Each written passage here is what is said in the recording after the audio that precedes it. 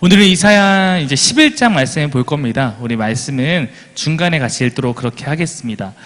우리는 이제 선지서를 지금 보고 있습니다. 선지서를 보면서 안타까운 마음과 약간의 무거운 마음을 갖게 되는 경우가 많습니다. 우리가 선지서 보면서 막 이렇게 기쁘고 이런 환경이 거의 아니거든요. 대부분 선지서는 심판에 대한 부분을 예언하다 보니까, 말하고 있다 보니까 우리 이 선지서 배울 때는 항상 우리도 약간 마음이 무거워지는 경우가 있습니다. 선지자가 등장했다는 것 자체가 사실은 이스라엘 백성들이 하나님의 개입이 필요한 상황이 되었다는 것을 의미하기 때문입니다. 즉 잘하고 있으면 선지자가 등장하지 않죠. 뭔가 이들에게 말해 주어야 할 것이 있으니까 선지자가 등장해서 예언을 하고 그것이 모아서 선지서로 이렇게 쓰이게 되었습니다. 하나님께서 우리 가운데 일하시는 방법들, 이것을 우리가 무엇으로 쉽게 설명할까 다 담아낼 수 없지만 제가 가끔씩 이것을 이해하기 쉬운 비유로 가장 많이 사용하는 것은 개미 이야기입니다. 아마 사김의 교회에 계셨던 분들은 이 이야기를 들어보셨을 거예요. 개미들이 있습니다. 개미들이 걸어가는데 그 앞에 웅덩이가 있습니다. 거기에 도달하면 개미가 죽을 것이 뻔히 보이는 상황이요. 그래서 제가 개미를 아끼는 마음에 개미들에게 외치는 거죠. 야, 너희들 거기로 가면 안 돼. 근데 개미들이 제가 하는 말을 알아듣지 못하고 계속 그리로 가는 겁니다. 왜냐하면 제 언어를 알아듣지 못하는 거죠. 그래서 제가 개미들을 구하고자 두 번째 방법을 취합니다. 막 개미들 앞에 나뭇가지 같은 막 장애물을 놓아서 그 길로 가지 못하고 돌아가게끔 하려고 합니다. 근데 이것들이 제 의도를 깨닫지 못하고 막 그 안에 비집고 들어가서 막 그 죽음을 향한 길로 계속 가는 겁니다. 제가 그 개미를 위해 할 수 있는 마지막 방법은 제가 직접 개미가 돼서 그 개미의 언어로 그들에게 말을 해주면 좋을 텐데 저는 그게 뻔히 보이니까, 그러나 저는 개미가 될 수 없습니다. 네. 저는 앤트맨이 아니니까 저 개미가 될 수 없습니다. 네. 성경에서 보여주는 창조주 하나님의 일하심이 이것과 유사하죠. 어쩌면 그에게 우리는 그냥 창조된 피조물 가운데 하나일 수 있습니다. 그러나 우리가 죽음을 향해서 가는 그것을 가만히 보고 있지 않고 우리를 살릴 방법을 늘 고민하는 것입니다. 하나님의 말씀과 하나님의 율법을 주었는데 그것을 따르지 않으니 선지자를 보내서 우리에게 말씀하시죠. 때로는 장애물과 같은 우리에게 고난을 주셔서 우리가 그것을 통해서 깨닫고 돌이키기를 바라시죠. 그러나 그럼에도 하나님의 뜻을 깨닫지 못하고 그 심판의 길을 향해서, 죽음의 길을 향해서 나아가자 그가 직접 인간이 되어서 우리 가운데 오셔서 우리의 언어로 전하신 것입니다. 그것이 예수 그리스도의 성육신 사건이죠. 저는 개미처럼 낮아지는 것을 그렇게까지 하기도 싫고 할 수도 없지만 하나님은 그 놀라운 일을 우리 가운데 행하신 것입니다. 하나님께서 우리를 이렇게 구원하고자 하시는 것은 그가 우리를 구원해서 우리와 함께 하고 싶은 꿈이 있었기 때문입니다. 그 꿈을 성경은 이렇게 통칭해서 이야기하는 것이죠. 하나님 나라. 그는 우리와 하나님 나라를 이루기 원한다. 성경 우리에게 이렇게 말을 하고 있는 것입니다. 성경의 시작인 창세기에 보면 그러한 하나님의 뜻을 보여주는 하나님 나라의 설계도가 등장합니다. 하나님 나라의 설계도는 저도 갖고 있고 여러분도 갖고 있어요. 어디에 있냐면 창세기 1장, 2장이 바로 그것이죠. 에덴이 하나님께서 꿈꾸시는 그 나라가 어떤 나라인지 하나님께서 보여준 설계도입니다. 우리가 이번에 과학 세미나를 이제 하려고 하죠. 아마도 과학 세미나를 통해서 몇 가지를 배우게 될 텐데, 일단은 아무것도 없었던 무의 상태에서 하나님께서 그곳에 세상을 창조하십니다. 창조 기사가 그런 것 담고 있죠.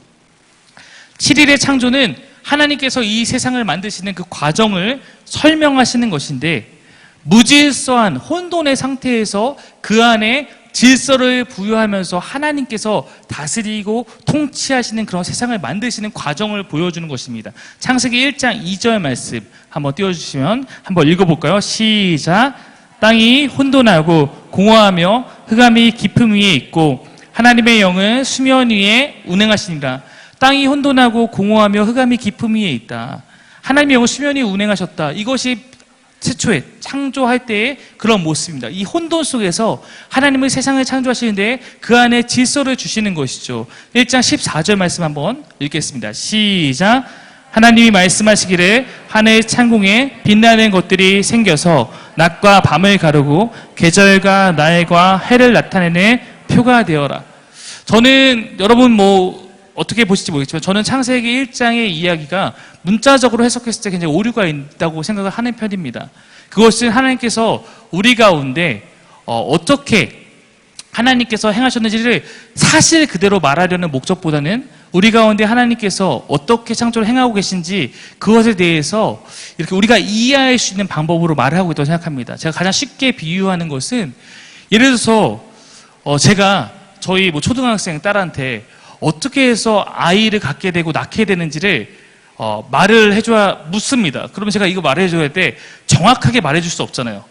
네, 그래서 우리 보통 표현하는 게 엄마 다리 밑에서 이렇게 주워왔다 이런 식으로 표현하기도 하고 이렇게 표현하죠. 우리가 그렇게 표현한다고 그것을 거짓이라고 말하지 않습니다. 다만 엄마 아빠가 사랑해서 너를 낳았어 정도로 표현하는 것이 우리가 이 아이가 이해할 수 있는 최선의 답일 수도 있을 것입니다.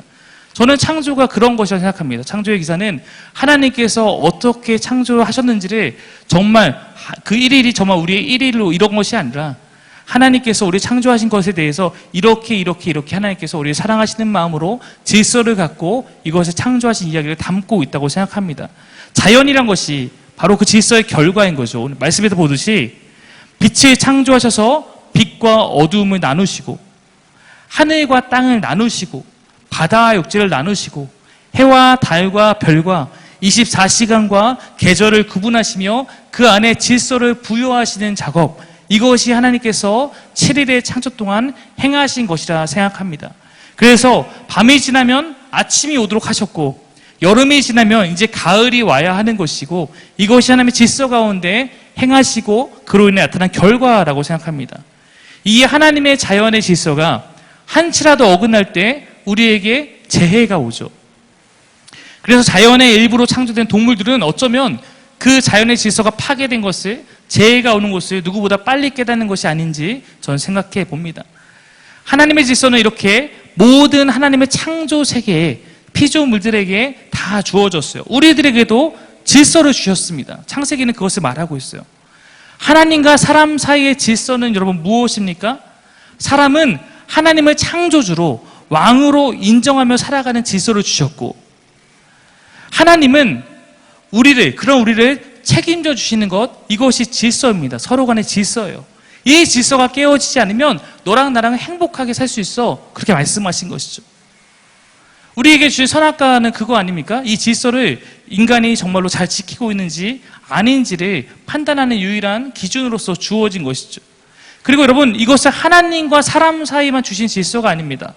사람과 자연 사이에도, 사람과 피조 세계 사이에도 질서를 주셨죠. 사람은 하나님을 대신해서 이 피조 세계를 통치하고 다스리고 보존하도록 그렇게 하나님께서 우리를 지으셨고 우리 가운데 그런 질서를 부여하셨습니다. 여러분, 아담은 할 일 없는 사람이 아니라 매우 많은 것을 해야 하는 사람이었어요. 아담에겐 잡이 있었습니다. 1장 27절, 28절 말씀 한번 보겠습니다. 2절입니다. 시작. 하나님이 자기 형상, 곧 하나님의 형상대로 사람을 창조하실 때 남자와 여자를 창조하시고 하나님이 그들에게 복을 주시며 하나님이 그들에게 이르시되 생육하고 번성하여 땅에 충만하라. 땅을 정복하라. 바다의 물고기와 하늘의 새와 땅에 움직이는 모든 생물을 다스리라 하시니라. 잘 알고 있는 하나님께서 창조하신 다음에 인간에게 주셨던 미션입니다. 이 말씀의 포인트는 27절에 나온 형상입니다. 형상. 여러분, 형상이라는 것을 여러분 어떻게 이해할지 모르겠지만 아마도 창세기의 첫 독자들에게 이것은 이런 이해가 됐을 것입니다. 고대 세계에서 왕들은 자신의 통치가 직접적으로 미치지 못하는, 즉 제국을 다스릴 때, 내가 저기서 직접 다스릴 수 없을 때 그 지역에다가 자신을 닮은 석상을 만듭니다. 그리고서로 내가 이 땅에 이 석상을 통해서, 내 형상을 통해서 이곳이 내가 다스리는 내 통치의 영역이다, 내 주권이 있는 곳이다, 그것을 표현하고자 했습니다. 여러분, 인간이 하나님의 형상으로 창조되었다는 것은 우리가 하나님의 임재와 통치를 드러내는 그런 대리자의 역할을 하고 있다는 것입니다. 하나님께서 지으시고 하나님께 다스리는 세상인데 우리가 하나님의 형상을 갖고 우리가 하나님 통치권을 부여받아서 우리가 이 땅을 다스림으로 말미암아서 이 땅이 하나님의 것임을, 이 땅이 하나님의 통치가 있는 곳임을 드러내는 그러한 역할이 우리에게 주어졌다라는 것입니다. 그러므로 우리는 하나님과 그 질서 안에서 세상에 생육하고 번성하고 땅에 충만하고 모든 피조세계를 하나님을 대신해서 하나님의 그 마음과 하나님의 그 역할을 갖고 다스려야 하는 것, 이것이 하나님께서 우리에게 주신 질서였습니다. 그리고 우리가 그렇게 살아갈 때 아까 얘기했던 하나님은 우리를 반드시 책임져 주시죠. 이것이 약속입니다. 땅을 통해서 우리의 필요를 채우시고 우리가 먹고 살기에 충분한 그런 세상을 만들어 주신 것입니다. 그래서 사람에게는 여러분 항상 일이 있었어요. 일은 죄의 결과가 아님을 말씀드린 바 있습니다. 일은 죄가 나오기 전에 이미 우리에게 주어진 것이에요. 죄는 창세기 3장에 나오는데 창세기 2장 15절에 보면 이렇게 나와 있죠. 2장 15절입니다. 읽겠습니다. 시작. 여호와 하나님이 그 사람을 이끌어 에덴 동산을 두어 그것을 경작하며 지키게 하시고, 가끔 죄의 결과 부분에 대해서 너무 기억하시는 분들은 우리가 죄만 안 졌더라면, 아담이 죄만 안 졌으면 내가 지금 이렇게 노동하지 않았을 텐데. 노동은 그 죄 전부터 있었습니다. 경작하고 지키고 에덴 동산을 관리하는 것, 즉 하나님께 주신 첫 번째 세상을 관리하는 것, 다스리는 것, 통치하는 것, 이것이 사람에게 주신 역할이었습니다. 그러면 하나님을 우리가 그렇게 살아갈 때 땅을 통해서 우리가 필요한 모든 것을 얻도록 그렇게 모든 질서를 세팅하셨던 겁니다. 노동은 하나님의 질서죠. 이것은 죄의 결과가 아니라 우리의 사명입니다. 그런 의미에서 보면 여러분, 불로소득은 하나님이 주신 질서에 어긋난 행위인 거예요. 하나님은 이를 통해서 항상 우리가 하나님이 주시는 필요를 여러 가지 방법으로 경험하도록 하셨습니다. 이런 질서가 있었어요. 그런데 여기에 뭐가 들어오죠? 죄가 들어오죠. 그리고 죄는 무엇이냐면 하나님과 우리 사이에 있는 이 질서를 깨는 것입니다. 첫 번째, 하나님과 사람 사이의 질서를 죄가 깨뜨렸습니다. 인간과 하나님이 죄가 들어오기 전에는 친밀한 사이였습니다. 성경의 표현대로 말하면 벌거벗어도 아무런 거리낌이 없는 그런 사이였어요. 근데 죄 이후에 하나님을 인간들이 피해버립니다. 이 안에 간격이 생긴 것이죠. 하나님과 사람 사이의 질서만 깨졌느냐? 그렇지 않습니다. 사람과 사람 사이의 질서도 깨집니다. 원래는 사람과 사람 사이에는 둘이 연합하여 살도록 하고 서로 돕도록 만들었는데 어떻게 질서가 깨지죠? 죄 앞에서 서로가 핑계합니다. 얘 때문에 그랬어요. 아니, 얘가 잘못이에요. 아담의 변명이 뭐였어요? 하나님이 굳이 얘가 없었으면 내가 얘 죄를 짓지 않았을 때 하나님이 얘를 만들어서 얘 때문에 내가 죄를 졌어요. 죄의 질서, 죄가 우리 인간 사이의 질서를 깨트립니다. 그리고 여러 가지가 있는데 고통을 통하여 출산을 하게 되죠. 우리 아마 어머님들은 이 말씀을 보면 땅을 칠 수도 있겠지만 아마 그렇다면 하나님이 처음에 생육하고 번성하라 땅에 충만하라 할 때는 이 말씀을 근거로 봤을 때는 고통 없이 출산할 수 있도록 아마 디자인을 하셨지 않았을까 생각합니다. 그러면 우리가 좀 더 여러 가지 환경이 있겠지만 요즘에 여러분 자녀 낳기를 포기하는, 때로는 포기할 수밖에 없는 그런 세대를 많이 봅니다. 출산 자체에 대한 두려움보다도 사실은 출산 이후에 키울 걱정이 우리에게 많이 있죠. 근데 사실 이것은 하나님이 원하시는 모습과 상당히 달라진 그러한 모습일 것입니다. 지금 여러분 우리가 자녀 낳기를 거부하고 두려워하고 정말로 그 가운데 힘듦을 느끼고 있는 이 세상은 하나님의 질서가 깨어진 모습일 것입니다. 적어도 하나님께서는 생육하고 번성하라 하셨던 것처럼 자녀 키울 걱정이 없는 그런 것이 하나님이 원하시는 세상이었을 것입니다. 하나님과 사람, 사람과 사람, 또 질서가 깨진 것이 있습니다. 사람과 자연의 질서가 깨집니다. 여러분, 창세기 기사를 어떻게 해석하느냐? 차이는 있겠죠. 가끔 저희 초등학생이 저한테 질문하기를 죄가 있기 전에 그럼 사람과 뱀이 말을 했나요? 전 잘 모르겠습니다. 몰라요. 몰라요. 그러나 한 가지 확실한 것은 적어도 지금과는 다른 좀 무언가 소통할 수 있는 그러한 관계로 하나님께 창조하셨던 것 같습니다. 인간은 자연 세계를 두려워하지 않아야 되고 자연도 인간을 두려워하지 않아야 하는 것이 원래의 질서입니다. 그러나 죄가 들어오면서 자연 세계는 더 이상 인간에게 만만치 않은 곳으로 변질되게 됩니다. 창세기 3장 17절, 18절, 19절 세 절입니다. 세 절 말씀을 한번 같이 읽겠습니다. 시작. 아담에게 이르시되 내가 내 말을 듣고 내가 내게 먹지 말란 나무의 열매를 먹었은즉 땅은 너로 말미암아 저주를 받고 너는 내 평생에 수고하여 그 소산을 먹으리라. 땅이 내게 가시덤불과 엉겅퀴를 낼 것이다. 내가 먹을 것은 밭의 채소인즉 내가 흙으로 돌아갈 때까지 얼굴에 땀을 흘려야 먹을 것을 먹으리니 내가 그래서 취함을 입었습니다. 너는 흙이니 흙으로 돌아갈 것이니라 하시리라. 네. 여러분 제가 얼마 전에 설교를 갔다 왔는데 그 설교의 자리에 갔을 때 몇 가지 깨달은 게 있었어요. 다른 교회를 갔었는데 두 가지였는데 하나는 제가 저희 교회에서도 가끔씩 얘기하는 것입니다. 하나는 무엇이었냐면 설교 듣다가 여러분 피곤하면 일어서서 뒤에 나가서 들으셔도 됩니다. 네, 그거 갖고 뭐라고 하지 않습니다. 최선이라고 여기기 때문에 그런 거예요. 왜냐면 거기서 아이들이 같이 예배 드리는데 그 아이들이 듣다가 피곤하면 뒤에 가서 서서 듣더라고요. 전 밖에 나가는 줄 알았거든요. 서서 듣더라고요. 지금 연관됐는데 두 번째는 저희가 이따 광고하겠지만 거기가 다음 세대 교육을 위해서 하고 있는 게 뭐냐면 아이들을 데리고 예배 드리기였어요. 그래서 저는 사실 좀 놀랐어요. 제가 그날 설교만 1시간 넘게 했습니다. 근데 그 예배 시간은 항상 그런 시간이에요. 왜냐면 주문 자체가 1시간이 설교 시간으로 주어지는 예배였거든요. 근데 그곳에 항상 애들이 정말 저희 건아 같은 애들, 저희 유아 같은 애들, 이 애들이 엄마 옆에서 예배를 드리고 자기네들끼리 앉아있는 애들도 찬송 엄청 열심히 막 하면서 예배 드리는 거예요. 네. 제가 이 얘기를 드리는 이유는 여러분한테 피곤해 하시는 분들이 보여서 네, 예배의 최선으로 나아가시면 될 것 같습니다.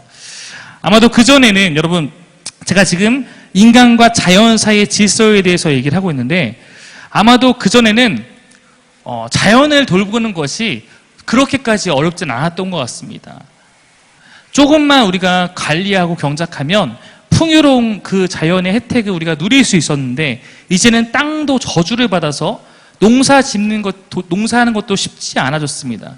그래서 인간이 땀 흘리는 수고를 해야만 땅의 소산을 맛보게 된 것으로 변화된 것으로 분명히 성경은 말하고 있습니다. 자연의 인간에 대한 질서도 깨어진 것이죠. 제 생각에는 아마 상상을 해봤어요. 이 말씀을 준비하면서 아마도 지금처럼 막 열심히 막 가꾸어야 하는 것이 아니라 하나님의 질서 안에서 과실이 풍족하게 맺어져서 인간은 그냥 그것을 따서 먹는 수고를 하면 되지 않았을까?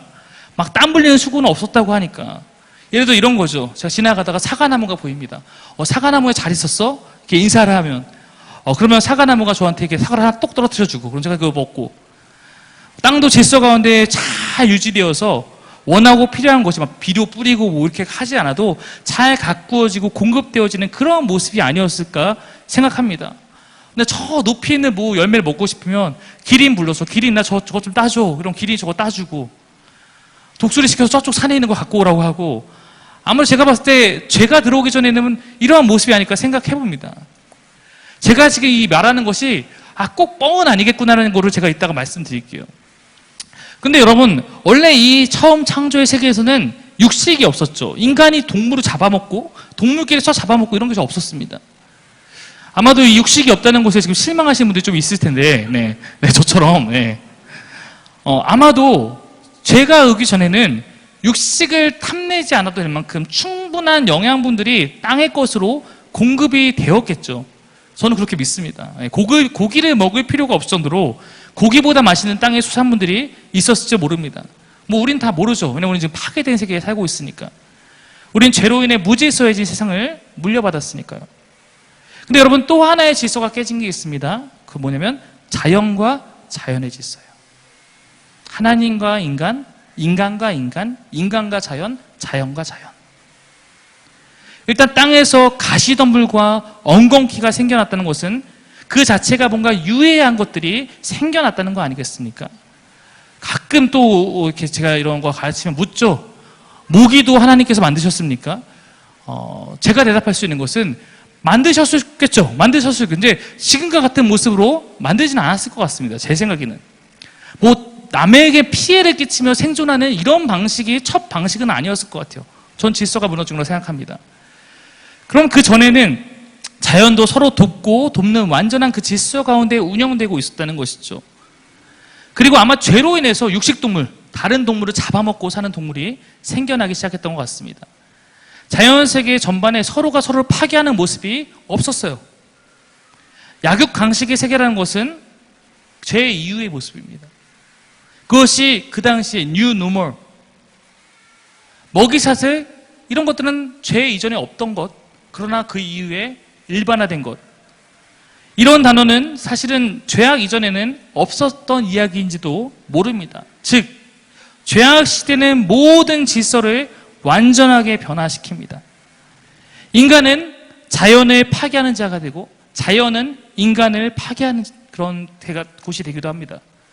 여러분, 제가 지금 말하는 자연이 인간을 파괴한다는 것은 더 깊숙이 얘기하면 세균이나 여러 가지 것들은 어쩌면 하나님께서 만드신 것이 아닐지도 모른다고 저는 생각합니다. 사실 세균이 인간의 질병의 가장 근본적인 원인이 아닙니까? 네, 저도 그런 뉴스를 봤어요. 코로나로 인해서 하도 사람들이 막 손을 잘 씻고 그 다음에 막 이렇게 마스크 잘 쓰고 다니니까 감기 환자가 없다. 네, 왜 세균이 돌아다니지 못하는 거예요? 여러분, 하나님이 세균을 만들었을까? 저는 아니라고 봅니다. 만약 만드셨다면 이런 모습으로 만들지는 않았을 것 같아요. 저는 이것도 변질된 거라고 생각합니다. 여러분, 코로나에 대해서 이렇게 해석하는 이야기에 저는 귀를 기울이게 됩니다. 이 코로나 사태는 하나님이 우리를 벌한 것이 아니라 우리가 우리를 벌한 것이다. 무슨 얘기냐면요, 오랫동안 생태학자들은 기후변화의 위기를 이야기하면서 굉장한 위기가 우리에게 다가오고 있다라고 경고했었죠. 제레미 리프킨이라는 미래학자가 말하는 것이 있습니다.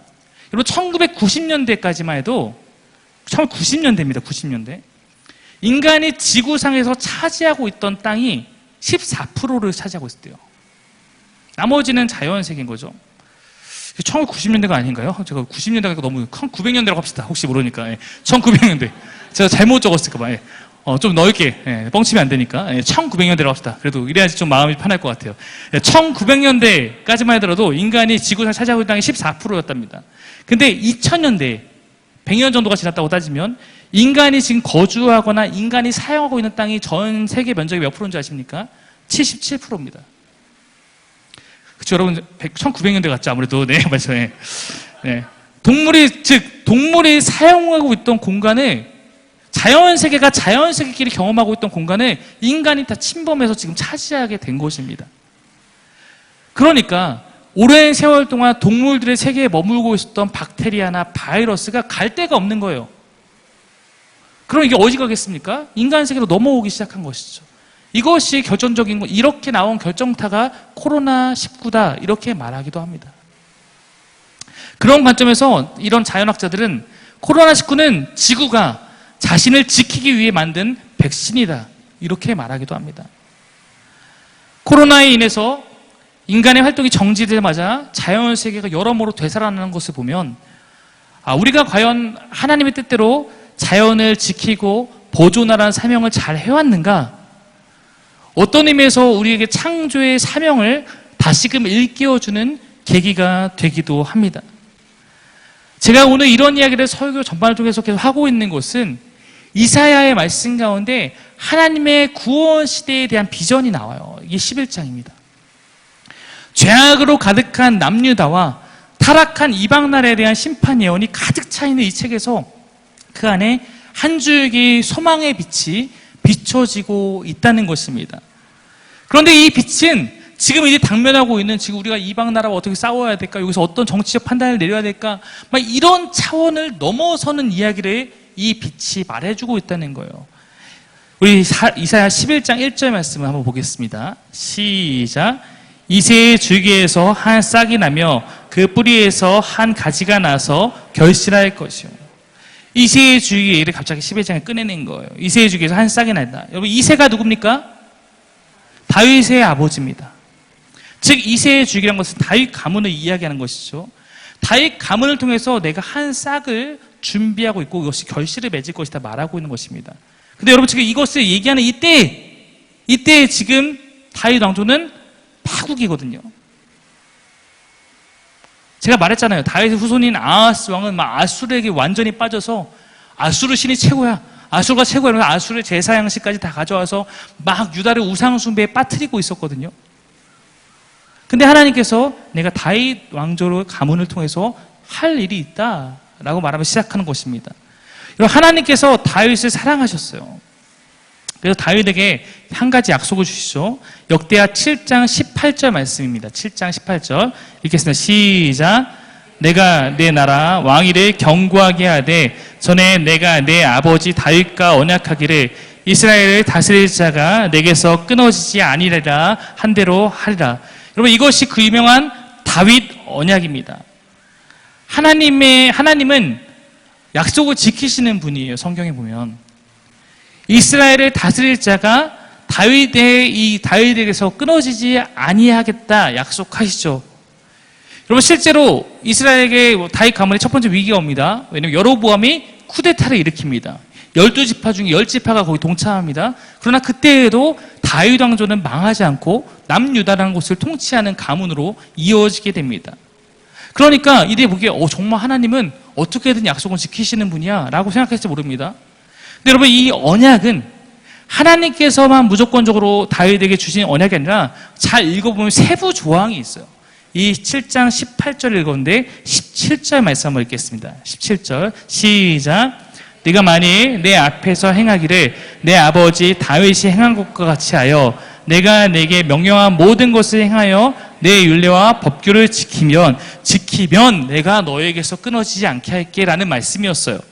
다윗과 같이 네가 내 명령을 지키기 위해서 최선을 다하는 삶을 살면 내가 너희 가문을 지켜줄게, 너희 왕조를 지켜줄게, 이렇게 말하는 것입니다. 근데 여러분, 다윗 왕조가 그랬습니까?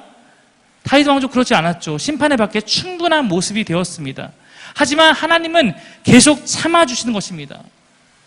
여러분, 솔로몬 때 그렇지 않습니까? 솔로몬이 잘못했어요. 근데 바로 벌하시지 않고 참아주시는데 그 이유를 뭐라고 말하냐면 내가 네 아버지 다윗 봐서 내가 한 번 더 참아줄게. 여러분, 지금 이 남유다가 밟고 있는 이사야서의 배경이 된 남유다가 밟고 있는 그리고 북이스라엘이 밟고 있는 가나안이라는 땅도 마찬가지죠. 여러분, 에덴이 하나님 나라의 비전을 담은 첫 모습을 담은 그 설계도라면 그 나라를 꿈꾸며 우리 가운데 볼 수 있는 모델하우스로 주신 것이 무엇이냐면 이스라엘이라는 왕국입니다. 가나안 땅입니다. 하나님 나라가 어떠한 모습인지 깨달았을 때 이 땅에 처음 만드신 것이 이스라엘이라는 나라 가나안 땅이라는 약속의 땅을 주시는 거였어요. 그러므로 여러분, 에덴 동산과 이 가나안 땅은 매우 유사한 곳으로 의도적으로 그렇게 표현하고 있습니다. 표를 한번 넘겨주시면, 네, 에덴 동산과 가나안에 대해서 모세오경이 어떻게 보면 쓰고 있는 단어, 표현들을 보면 이 두 곳이 연장선에 있다. 에덴이 실패한 이후에 하나님께 다시 한번 우리에게 보여주시는 하나님의 비전을 담은 곳이 가나안 땅이다라는 것을 우리가 느낄 수 있습니다. 지적 조건, 생산물, 식물, 하나님 인지하신다는 것, 그 모든 약속이 거의 다시 동일하게 반복되고 있습니다.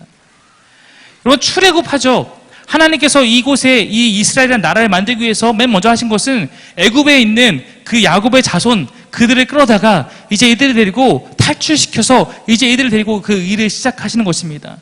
에덴 동산과 마찬가지로 가나안은 하나님이 임재하실 곳이고 하나님 나라의 모델이 되어야 될 그런 장소였습니다. 그러므로 이 땅은 아무나 들어갈 수 없는 것입니다. 하나님을 따르고 이 질서와 이 언약에 충실한 사람이 들어가야 돼요. 그래서 1세대가 못 들어갔죠. 1세대는 그러한 모습을 보이지 않고 불순종한 세대니까. 그들의 불순종의 모습으로, 그런 모습으로 이 땅에 하나님 나라의 모델을 세워갈 수 없기 때문에 그들은 배제하시고 40년을 기다리십니다. 다음 세대가 자라날 때까지. 여호수아서에서 우리가 함께 살펴봤던 것처럼 그들이 가나안 땅에 입성을 하게 되죠. 근데 그 전쟁은 사실 다 하나님의 힘으로 한 거예요. 그들이 막 잘 싸워서 한 게 하나도 없어요. 그들이 막 싸우려고 했다가 했던 거는 패배밖에 없죠. 아이성 패배. 그 모든 것은 가나안처럼 싸워야 된다. 여리고성처럼 싸워야 된다. 이걸 보여주셨던 거잖아요. 하나님께서 하시는 거다. 여호수아 그래서 21장 43절 44절 두 절에 보면 이렇게 마지막 모든 정복을 끝낸 다음에 이렇게 기록하고 있죠.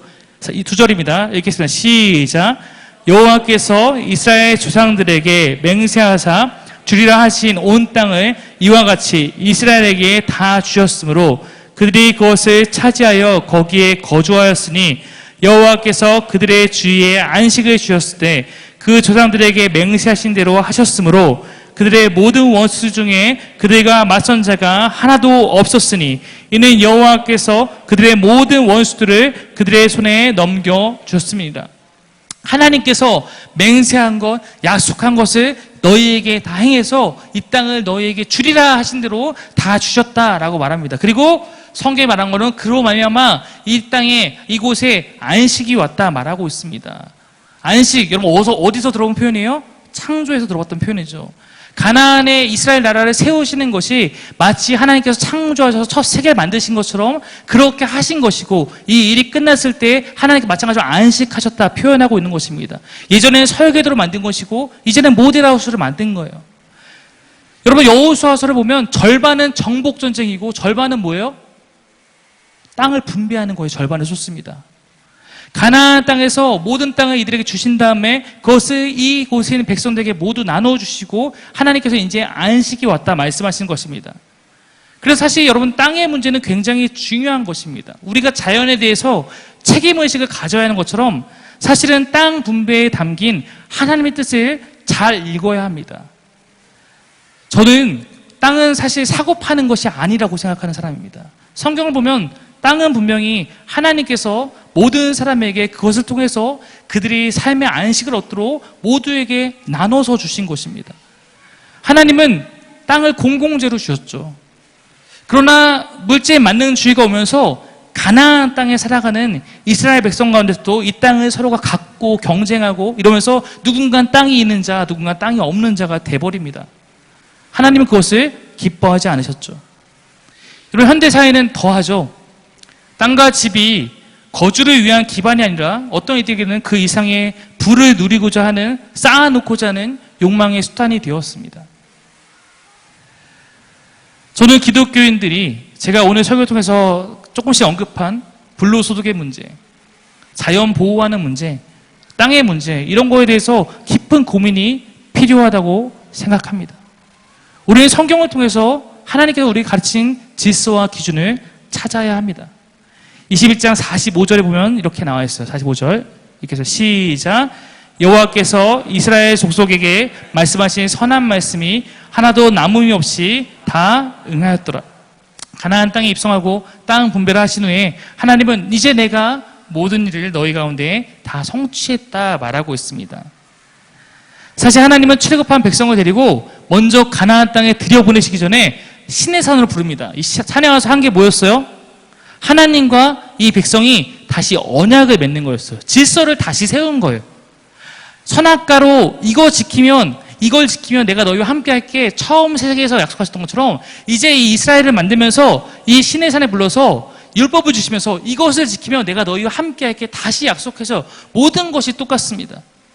하나님께서 하나님으로서 하셔야 될 일이 있고 이스라엘이 이스라엘로서 하나님의 백성으로서 해야 할 일이 있는 것입니다. 모세에게 약속하셨던 그 모든 것을 하나님은 여호수아 때 다 행하셨어요. 즉 하나님께서 하나님으로서 해야 될 약속은 다 지키셨다는 것입니다. 그럼 뭐가 남습니까? 하나님의 백성 이스라엘이 백성으로서 해야 할 의무가 남은 것입니다. 그것을 이제 가나안 땅에 들어가서 그들이 해내면 되는 거예요. 그들이 그것을 해내면 하나님께서 내가 너희와 함께 하겠다는 약속을 지키시는 것입니다. 근데 이스라엘 백성이 그 땅에서 그렇게 살지 않습니다. 구약은 그걸 말해주잖아요. 에덴의 동산에서 아담과 하와가 실패한 것처럼 이스라엘 백성이 가나안 땅에서 실패합니다. 그래서 그 결과 에덴에서 이들이 아담과 하와가 쫓겨난 것처럼 이스라엘 백성이 어떻게 됩니까? 그 땅에서 쫓겨나는 거예요. 다윗의 후손 약속대로 살지 않았는데 하나님께 보호해 주실 리 없죠. 다윗의 후손인 시드기야 왕은 바벨론에게 두 눈이 뽑혀서 끌려갑니다. 하나님이 다윗과 솔로몬 통해서 지으신 예루살렘 성전 무너집니다. 다윗 왕조도 망하고 성전도 망하고 약속의 땅에서 쫓겨났어요. 이게 이스라엘의 마지막 모습이에요. 구약에 이게 바벨론 시대에 일어났던 일입니다. 이스라엘 나라 자체가 완전히 망하게 되는 것이 이들이 하나님과의 약속을 지키지 않은 그 결과입니다. 결국 이사야서도 그것을 이야기하는 거예요. 앞에는 아수르에 대해 얘기하고 뒤에는 너희가 바벨론에 끌려갈 것이다 말하는 거예요. 너희의 죄악으로 인해서 너희는 심판당하게 될 것이다. 근데 이 심판의 메시지를 비집고 오늘 이 한 줄기 소망의 빛이 비춰지고 있다라는 거예요. 이스라엘이라는 나라가 끝났다고 너희를 향한 내 모든 계획이 끝난 것은 아니야. 내 모든 계획이 다 무너져 버린 것도 아니고 내가 너희를 다 포기한 것도 아니야. 에덴에서 이들이 죄를 졌다고 하나님께서 인간 안 돼 다시 만들어 하시는 게 아니라 이들을 포기하지 않고 다른 방법을 내셨듯이 가나안 땅에서 이들이 실패하고 있지만 하나님은 이곳 가운데 다시 그 이유를 바라보며 나에게는 계획이 있어, 나에겐 방법이 있어 말하고 있다는 것입니다. 다윗의 언약? 그래, 비록 너네가 어겼지만 나는 다른 방식으로 그것을 이루어 갈 거야 말씀하시죠. 그래서 신약 성경에서 이 다윗 언약을 어떻게 이뤘다고 성취했다고 말하냐면 다윗의 후손으로 오신 예수 그리스도께서 이 땅을 다스리는 왕이 되심으로 하나님의 이 언약이 이어져 가고 있다. 마태복음은 그것을 말하면서 시작하는 것이죠. 즉 이 심판과 이 엉망진창의 상황에서 하나님께서 꺼낸 하나님의 카드는 그 카드 안에 이렇게 적혀 있는 거예요. 예수 그리스도 이렇게 적혀 있는 거예요. 아직 구약에는 그 정확한 이름이 등장하지 않기 때문에 구약에서는 우리가 그 약속하신 하나님의 그 마지막 카드를 뭐라고 부르죠? 메시아라고 부르는 거죠. 메시아. 그럼 메시아를 헬라어로 번역하면 뭐가 됩니까? 그리스도가 되는 겁니다.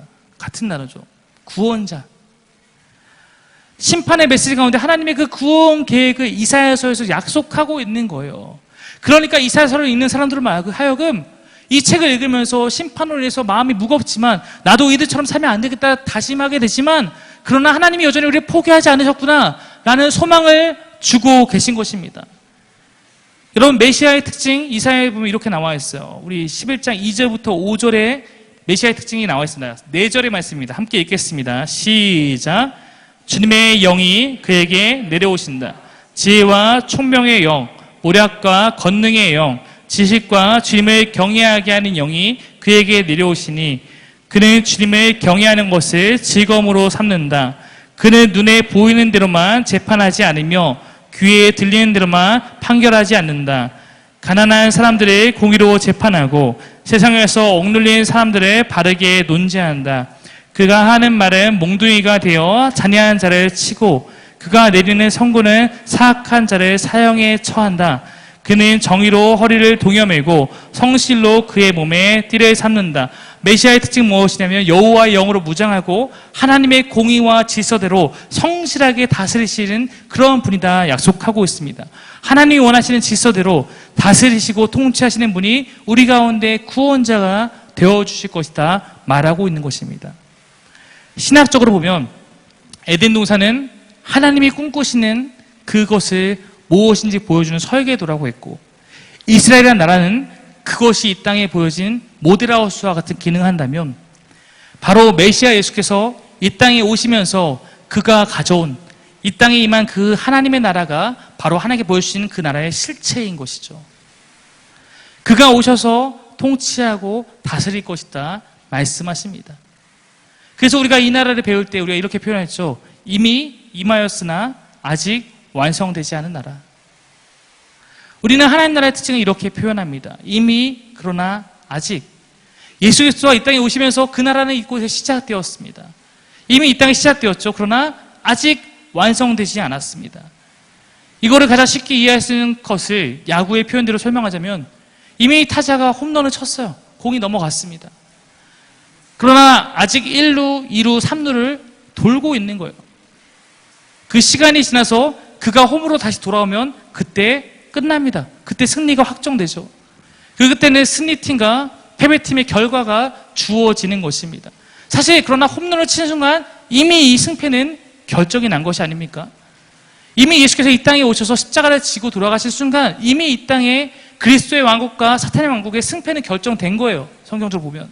다만 우리는 그 1루, 2루, 3루로 돌아서 홈으로 돌아갈 때까지 그 시간을 완성되는 시간을 믿음으로 인내하며 기다리며 되는 것입니다. 성경은 그 마지막에 이루어질 하나님 나라를 그 완성을 소망하며 기다리고 있는 거예요. 그러면서 이사야는 이렇게 그 나라의 모습을 표현하고 있습니다. 6절, 7절, 8절, 3절의 말씀입니다. 같이 읽겠습니다. 시작.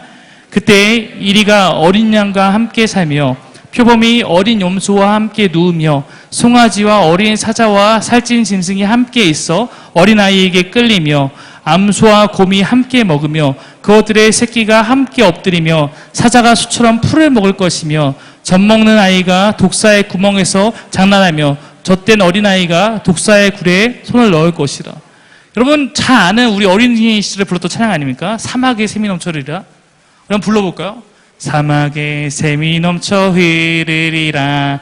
사막에 꽃이 피어 향내 내리라. 주님이 다스리는 그 나라가 되면은 사막이 꽃동산 되리. 사자들이 어린 양과 뛰놀고 어린이도 함께 뒹구는 참 사랑과 기쁨의 그 나라가 이제 속히 오리라. 2절입니다. 사막에 숲이 우거지리라. 사막에 예쁜 새들 노래하리라. 주님이 다스리는 그 나라가 되면은 사막이 낙원되리라. 독사굴에 어린이가 손 넣고 장난쳐도 물지 않는 참 사랑과 기쁨의 그 나라가 이제 속히 여러분 이게 히브리 민요예요. 네, 히브리 민요를 번역한 것입니다. 여러분 이게 지금 제가 아까 창조부터의 질서부터 얘기를 쭉 하고 나니까 이제 이 이야기가 뭘 말하는지 깨달아지지 않습니까? 뭘 말하는 거냐면 사막은 망가진 세상을 비유하는 것이고, 그리고 이곳에서 어린 양과 이리가 함께 뛰놀고, 그 다음에 사자가 소처럼 풀을 먹고 젖먹는 어린이가 독사의 구멍에서 장난쳐도 물리지 않는다는 얘기는 바로 무너진 모든 질서가 완전하게 되는 그날이 올 것을 기대하고 있다는 거예요. 하나님이 설계하고 하나님께 계획하시고 기다리셨던 첫 그 나라의 모습, 그것이 회복될 것을 바라보고 있는 것입니다. 우리는 그 나라가 완성된 그 하나님 나라, 그 천국이 우리 가운데 어떻게 주어질지 다 알지 못합니다. 그러나 우리는 이사야서가 보여주는 이 비전을 보면서 한 가지는 명확히 알 수 있는 거예요. 아, 주님의 질서가 회복되는 나라구나. 주님이 태초부터 꿈꾸셨던 그 나라를 이루시려고 하시는 것이구나. 죄로 인해 망가지기 전에 원래부터 우리에게 주었던 그 모든 행복을 그대로 누릴 수 있는 나라가 우리에게 주어지겠구나. 주님의 계획은 변함이 없구나. 주님의 계획은 영원하구나. 우리에게 그것이 약속되어 있구나. 우리는 느낄 수 있는 것입니다. New normal. 지금의 우리 사회를 이렇게 표현하죠. 새로운 것인데 이제 이것이 새로운 일상이다.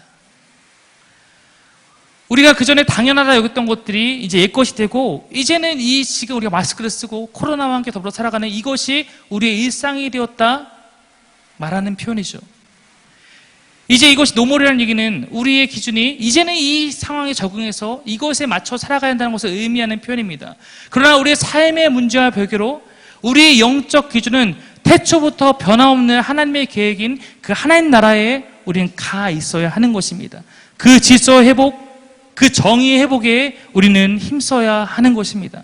11장 9절에 보면 마지막 이렇게 나와 있어요. 읽겠습니다. 시작. 나의 거룩한 산 모든 곳에서 서로 해치거나 파괴하는 일이 없다. 물이 바다를 채우듯 주님을 아는 지식이 땅에 가득하기 때문이다. 하나님 꿈꾸시는 나라의 모습은 무엇인가? 하나님을 높이는 그 거룩한 산 모든 곳에서 서로를 해치거나 파괴하는 일이 없는 그런 세상이다 말하고 있습니다. 주님의 나라가 완성되는 그날에 오면 우리는 죄악된 모습을 벗어나서 주님이 뜻하신 그 나라를 맞이하게 될 것입니다. 그 나라는 지금 이 땅이 추구하고 있는 개인주의와 모든 경쟁을 뒤로하고 하나님을 아는 지식으로 충만해서 하나님의 온전한 뜻 가운데 우리가 서로가 서로를 위해 살며 주님을 함께 노래하게 될 것이다 말하고 있습니다. 여러분 이것을 믿으십니까? 사랑하는 여러분, 말씀을 정리하겠습니다. 가장 아름다운 자유에 관한 시와 노래는 항상 가장 자유가 없는 억압된 환경 가운데 터져 나왔죠. 이스라엘이 메시아에 대한 소망이 가장 강력해지고 가득해지게 된 계기는 이스라엘 역사에서 가장 큰 고난에 직면한 포로 상황에서 그렇게 메시아에 대한 소망을 붙잡게 되었습니다.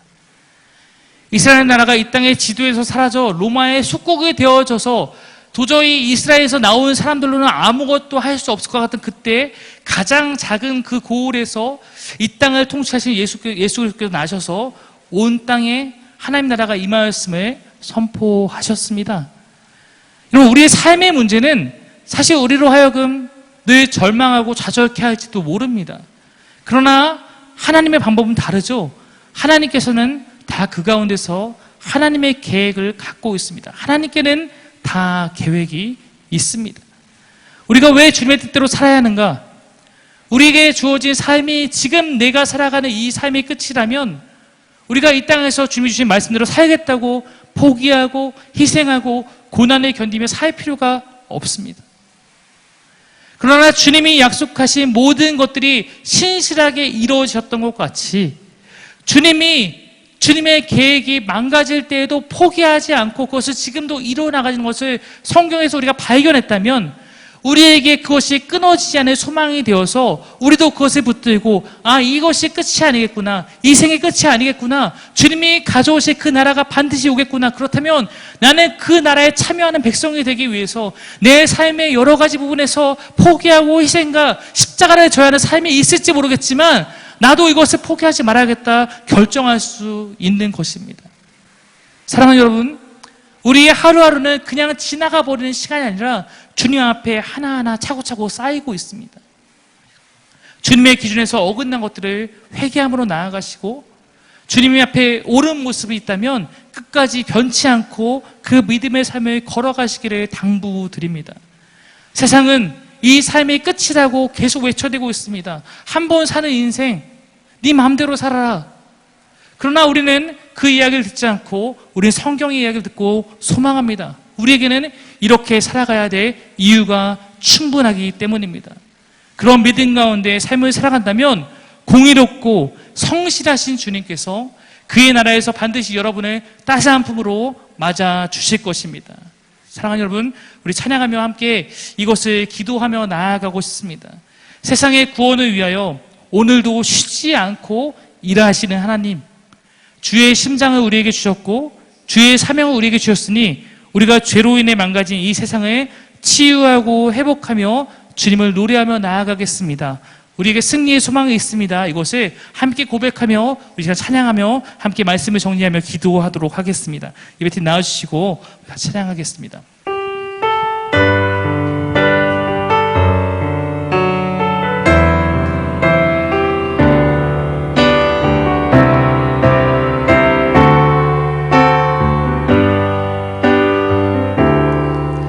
세상 모든 민족이 구원을 얻기까지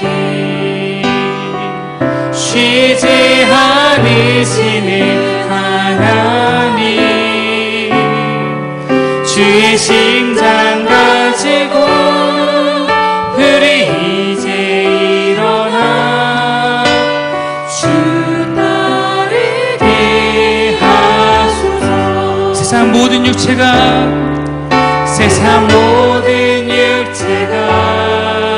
주의 영광 보도록 우리 부르시는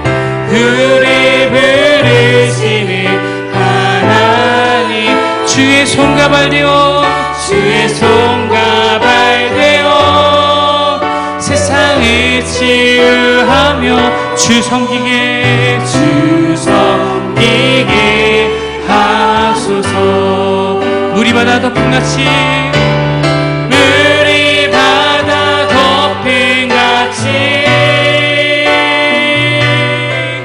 여호와의 영광을 인정하는 것이 온 세상 가득하리라. 물이 바다 덮음같이 우리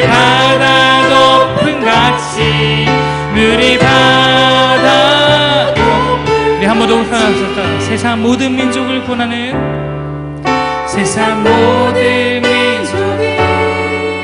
구원으로 오늘도 쉬지 않으시는 하나님, 주의 심장 가지고 주의 심장 가지고 우리 이제 일어나 주 따르게 하소서. 아멘. 세상 모든 육체가 주의 영광 보도록 우리 부르시는 하나님, 주의 손과 발 되어 세상을 치유하며 주 섬기게 하소서. 물이 바다 덮음같이 물이 바다 덮음같이 여호와의 영광을 인정하는 것이 온 세상 가득하리라. 물이 바다 덮음같이 물이 바다 덮음같이 우리 꿈꾸며 우리 바라보고 소망하며 찬양합시다. 보리라 그날에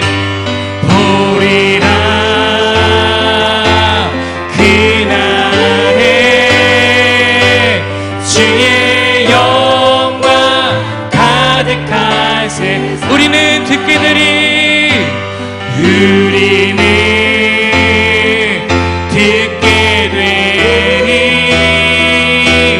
온 세상 가득한 승리의 함성.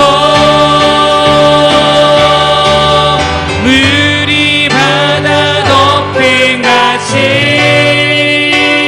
여호와의 영광을 인정하는 것이 온 세상 가득하리라. 물이 바다 덮음같이 물이 바다 덮음같이 물이 바다 덮음같이. 우리 말씀을 기억하며 이 시간 이 찬양을 또 기억하며 함께 고백하며 기도하며 나아가고 싶습니다. 이것은 우리의 소망입니다. 이것은 우리가 꿈꾸는 것입니다. 이것 성경도 우리가 바라보는 것입니다. 하나님께서 이루실 그러한 일들을 우리는 바라보고 소망하며 내가 주님 그것을 소망하는 자답게 그 나라를 꿈꾸고 준비하는 자답게 하나님 나라를 기다리는 자답게 나도 주의 심장 가지고 주의 손과 발 되어서 주님을 높이며 나아가는 자가 되겠습니다. 우리 그런 마음을 갖고 우리 주여 한번 부른 후에 함께 같이 기도하며 나아갔으면 좋겠습니다. 기도하겠습니다.